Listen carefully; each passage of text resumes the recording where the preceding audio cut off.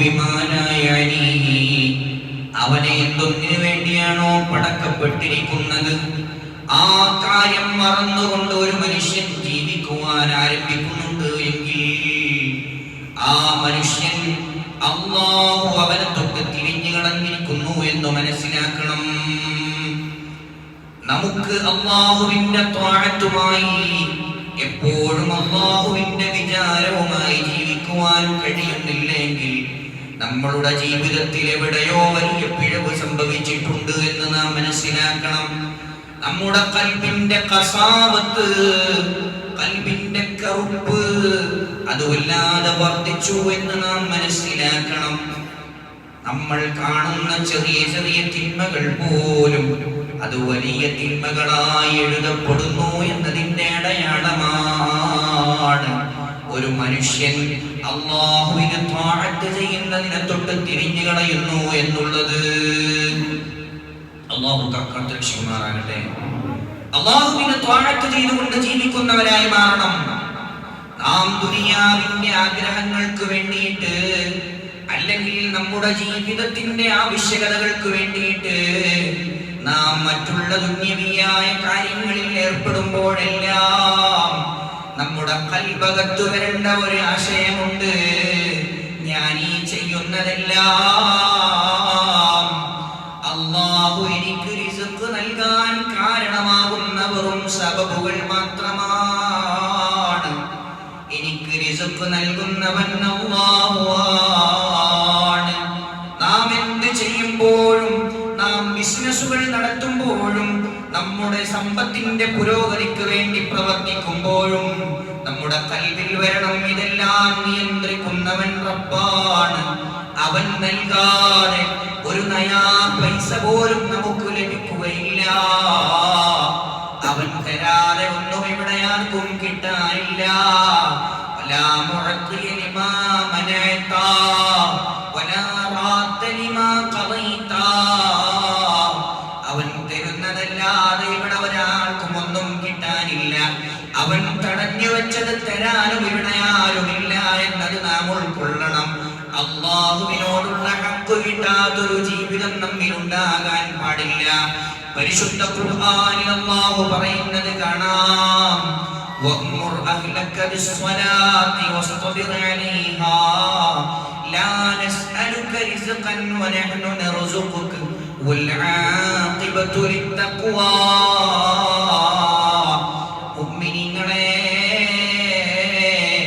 നിങ്ങൾ നിങ്ങളുടെ വീട്ടിലുള്ളവരോട്, നിങ്ങളുടെ അഹ്ലുകാരോട് നിങ്ങൾ എന്തു ചെയ്യണം? നിസ്കാരം കൊണ്ട് കൽപ്പിക്കണം. നിങ്ങൾ നിസ്കരിക്കുവാൻ അവരോട് പറയണം. അതിന്റെ കൃത്യസമയത്ത് നിസ്കരിക്കുവാൻ പറയണം.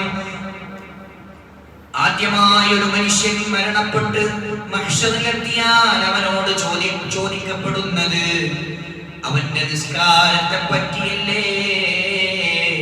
ആ നിസ്കാരം കൃത്യമായി നിർവഹിക്കുവാൻ നമ്മൾ നമ്മുടെ വീട്ടിലുള്ള എല്ലാവരോടും പറയണം. ആ നിസ്കാരം നിലനിർത്തുവാൻ കൽപ്പിക്കണം. അങ്ങനെ ചെയ്താൽ റബ്ബ് പറയുകയാണ്, ലാ നസ്അലുക റിസ്ഖാ, ഞാൻ നിങ്ങളോടൊന്നും ചോദിക്കുന്നില്ല, നിങ്ങൾ എനിക്കൊന്നും തരേണ്ട ആവശ്യമില്ല. മറിച്ച് വനഹ്നു നർസുഖുക, ഞാൻ നിങ്ങൾക്ക് ആവശ്യമായതെല്ലാം നിങ്ങൾക്ക് നൽകുന്നതാണ്. നമുക്ക് റിസ്ക് ലഭിക്കുന്നത് അല്ലാഹുവിനെ ത്വാഅത്ത് ചെയ്ത് ജീവിക്കുമ്പോഴാണ് എന്ന് നാം മനസ്സിലാക്കണം. മുഅ്മിനായ മനുഷ്യന്റെ വിശ്വാസത്തിന്റെ അടിത്തറ അവിടെയാണ്. നിസ്കരിക്കാൻ നേരമില്ല, ഖുർആൻ ഓതാൻ നേരമില്ല, ഇസ്തിഗ്ഫാർ ചൊല്ലാൻ നേരമില്ല. അസ്മാഉകൾ ചെയ്യുന്ന ഉസ്താദുമാരുടെ അടുക്കലേക്ക് ചെന്നിട്ട്, ഉസ്താദേ കീശയിൽ ക്യാഷ് നിൽക്കുന്നില്ല, എന്തെങ്കിലും എഴുതി തരണം, അതൊന്ന് കീശയിലേക്ക് വെക്കണം, എന്നിട്ട് ആ കീശ നിറയെ ക്യാഷ് ആകണം എന്ന ചിന്താഗതി ശരിയല്ലേ? അല്ല. നമുക്ക് റിസ്ക് നൽകുന്നവൻ റബ്ബാണ്. നമ്മുടെ റിസ്ക് കൃത്യമായി നമുക്ക് ലഭിക്കാൻ അല്ലാഹു നമ്മോട് പറഞ്ഞ പണി എന്താണ്? നീ നിസ്കരിക്കണേ. നമ്മുടെ വീട്ടുകാരെ കൊണ്ട് നിസ്കരിപ്പിക്കണേ. അല്ലാഹു തൗഫീഖ് നൽകുമാറാകട്ടെ. സമ്പത്തുണ്ടാകാൻ, നമ്മുടെ കാര്യങ്ങളൊക്കെ നടന്നു പോകാൻ നമ്മൾ കാണേണ്ട മറ്റൊരു കാര്യം എന്താണ്? അല്ലാഹു സുബ്ഹാനഹു വ തആല തന്നെ പരിശുദ്ധ ഖുർആനിൽ പറയുകയാണ്, ഖുൽ തുസ്തഗ്ഫിറൂ റബ്ബക്കും ഇന്നഹു കാന ഗഫാറാ. നിങ്ങൾ അല്ലാഹുവിനോട് അസ്തഗ്ഫിറുല്ലാഹൽ അദീം എന്ന് പൊറുക്കലിനെ ചോദിക്കണം. നിങ്ങൾ അല്ലാഹുവിനോട് ഇസ്തിഗ്ഫാറുകൾ അധികരിപ്പിക്കണം. അങ്ങനെ ചെയ്തു കഴിഞ്ഞാൽ ഇസ്തഗ്ഫിറൂ റബ്ബക്കും ഇന്നഹു കാന ഗഫാറാ യുർസിലിസ് സമാഅ അലൈക്കും മിദ്റാറാ. ആകാശം നിങ്ങൾക്ക് മഴ തരുന്നത് നിങ്ങൾ ഇസ്തിഗ്ഫാർ ചെയ്യുമ്പോഴാണ്.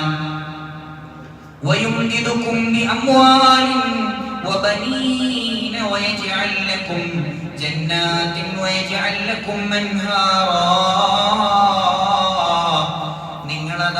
അല്ലാഹുവിനോട് ഇസ്തിഗ്ഫാർ ചെയ്യുമ്പോൾ അല്ലാഹു നിങ്ങൾക്ക് സമ്പത്ത് വർദ്ധിപ്പിച്ചു നൽകുന്നതാണ്.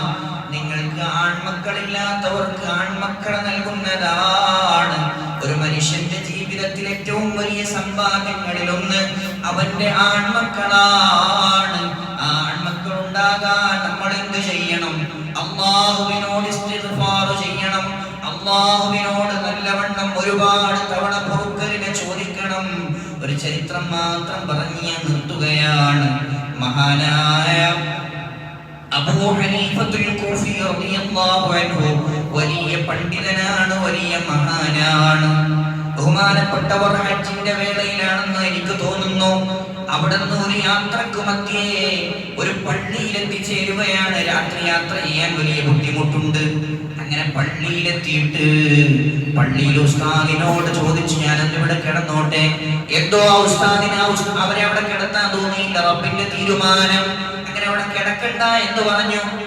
അങ്ങനെ ബഹുമാനപ്പെട്ട അബൂ ഹനീഫത്തുൽ കൂഫി റളിയല്ലാഹു അൻഹു പള്ളിയുടെ പുറത്ത് വ്യാകുലനായി ഇങ്ങനെ നിൽക്കുമ്പോൾ ദൂരെ ഒരു സ്ഥലത്ത് നിന്നുകൊണ്ട് ഒരു വെളിച്ചം കാണുന്നു. ബഹുമാനപ്പെട്ടവർ ആ വീട്ടിലേക്ക് പോകുന്നു.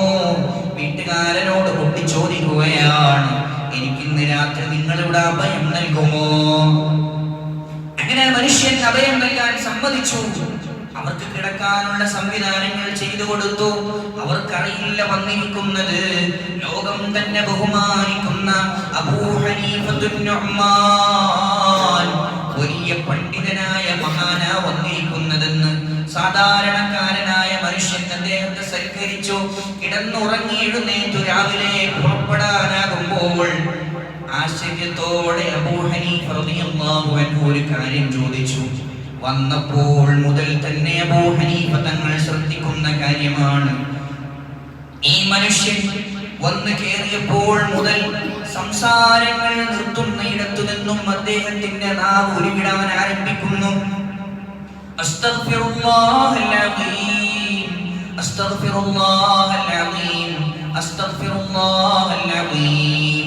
നിരന്തരം ഈ ദിക്ർ തന്നെ ഇങ്ങനെ ചൊല്ലുകയാണ്.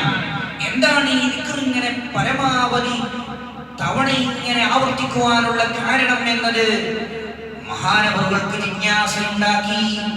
അങ്ങനെ ബഹുമാനപ്പെട്ടവർ ഈ മനുഷ്യനോട് പോകുന്നതിന് മുമ്പ് ചോദിച്ചു, എന്താണ് നിങ്ങളെ അസ്തഗ്ഫിറുല്ലാഹൽ അദീം ഇത്രമാത്രം അധികരിപ്പിക്കുവാൻ നിങ്ങൾക്കുണ്ടായ കാരണം എന്താണ്?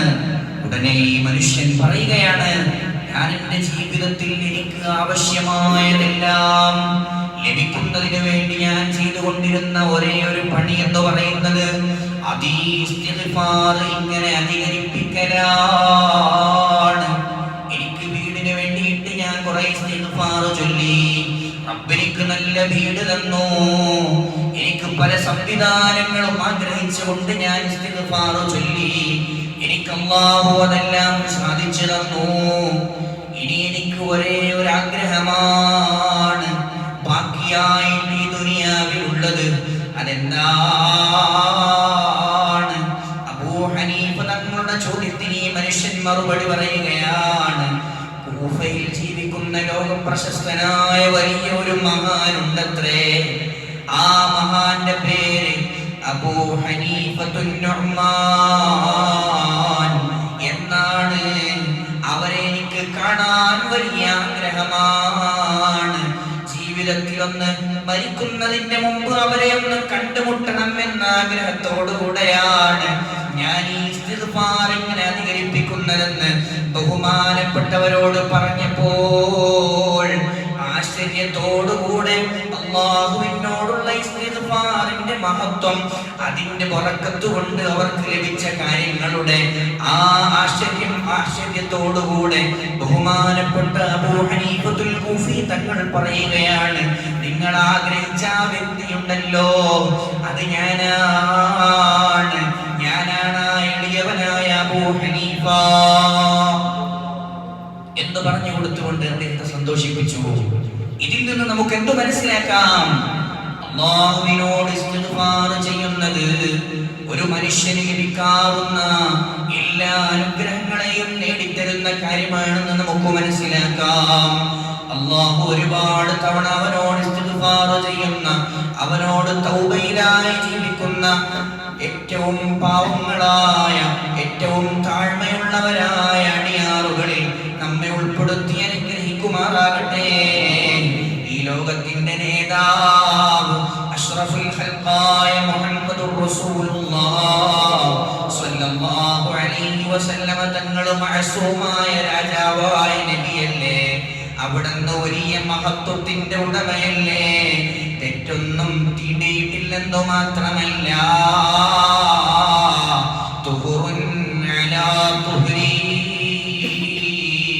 ഏറ്റവും ശുദ്ധിയുള്ള ഏറ്റവും വലിയ നേതാവാണ് മുത്തു റസൂലുള്ളാഹ്.